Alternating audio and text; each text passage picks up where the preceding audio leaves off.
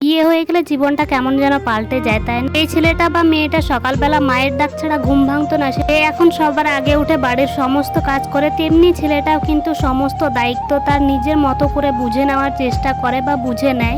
নমস্কার আমার মিষ্টি বন্ধুরা, কেমন আছো তোমরা সবাই জানিও। আমি মল্লিকা, মালদা জেলার ছোট্ট একটি গ্রাম থেকে ডিজে মল্লিকা ব্লগে তোমাদেরকে অনেক অনেক স্বাগত জানাই। সকাল তো হয়েছে অনেক আগেই, আজকে আমি নয় বরমশাই আগে সকাল সকাল ঘুম থেকে উঠেছে। এই যে বললাম দায়িত্ব কর্তব্য, সে তার নিজের মতো করে সবটা বুঝে নিচ্ছে, কেননা আমার শরীর তো ভীষণ খারাপ। আমার শরীর আর যেহেতু চলছে না, তাই সমস্ত কাজ সে বুঝে নিচ্ছে। কারণ পরিবার বলতে তো আমরা, আমাদের খারাপ সময়গুলোতে পাশে দাঁড়ানোর মতো কেউ নেই, আর ভালো সময়গুলোতেও কিন্তু আনন্দ করার মতো কেউ নেই, শুধুমাত্র আমরা দুজনেই। যেমন সে অসুস্থ থাকলে আমাকে তার যত্ন নিতে হয়, তেমনি কিন্তু আমার কিছু হলে সে যত্নর কোনো খামতি রাখে না। তো তেমনি সকালবেলা উঠে কিন্তু সমস্ত কাজ করছে। সমস্ত কাজ বলতে দেখতে পেলে সকালবেলাতে আমার জন্য যেটা আগে করলো সেটা হচ্ছে ওষুধ বেটে দিল। ওষুধ বেটে দিল ওই জন্ডিসের, আর সেই গাছের শেকড়ের সাথে কিন্তু মেথি লাগবে এক টুকরো, ছোট্ট দিলেই হবে। আর সেটাকে ভালো করে বেটে নিয়ে জলের মধ্যে গুলে সেটাকে খেয়ে নিতে হবে। পরপর 3 দিন সকালবেলা খালি পেটে খেলেই কিন্তু অনেকটা ঠিক হয়ে যাবে আগের থেকে, সেটা তোমরা দেখতেই পাবে রেজাল্টটা।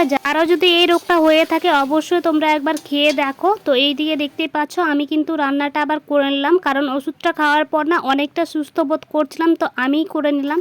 আর ডাল করলাম, সাথে কিন্তু এই যে দেখতে পেলে আলু ভাজা, আর এবং তার সাথে করেছিলাম হচ্ছে গিয়ে ওই চাটনি হচ্ছে আমড়ার। রান্নাবান্না কমপ্লিট করার পর কিন্তু স্নানটা সেরে ভাতটা খেয়ে নিলাম। আর এই দিকে কিন্তু সমস্ত কিছু এখন গুছিয়ে পরিপাটি করে রেখেছি। আর এই যে দেখছো কাপড়টা দিয়েছে সেটা কি কারণে দেখতেই পেলে, আসলে বাঁশের মধ্যে যে ছোট ছোট পোকাগুলো থাকে সেগুলো বাঁশগুলোকে খেয়ে খেয়ে না গুঁড়োগুলো ফেলে, তো সেই কারণে ওপরের থাকটা যেহেতু বাঁশের বানানো আর নিচে যেহেতু বাসন রাখা আছে, সেই কারণে কিন্তু কাপড়টা দিয়েছি। আর এই দিকে দেখো জল টল সমস্ত কিছু এনে রেডি করে রেখে দিয়েছি। সমস্ত কাজ গুছিয়ে নেওয়ার পর কিন্তু এইদিকে ড্রয়ার থেকে বের করে নিলাম একটা নেল পালিশ, সেটা আমি হাতের কাছে রাখি। ড্রয়ারে কিন্তু অনেক জিনিস আছে যেগুলোকে তোমরা স্কিপ করে দাও। আর পায়ের অবস্থা তো দেখতেই পাচ্ছ, বন মানুষের থেকেও মনে হয় বেজায় খারাপ হয়ে আছে। তো ভাবলাম যে চলো এটাকে আবার মানুষের মতো করা যাক, তাই দেখতেই পাচ্ছ নেল পালিশটা পরেও নিলাম। বরমশাইয়ের পছন্দ মতো কিনে নিয়ে এসেছে কিন্তু এটা। তারপর দুপুর বেলাতে কিন্তু আমি ঘুমিয়ে পড়েছিলাম, তারপর কোনো ভিডিও ক্লিপ নেওয়া হয়নি। তো রাতের বেলা খাবারের জন্য রুটি বানাবো, সেই কারণে আটা বের করে নিলাম।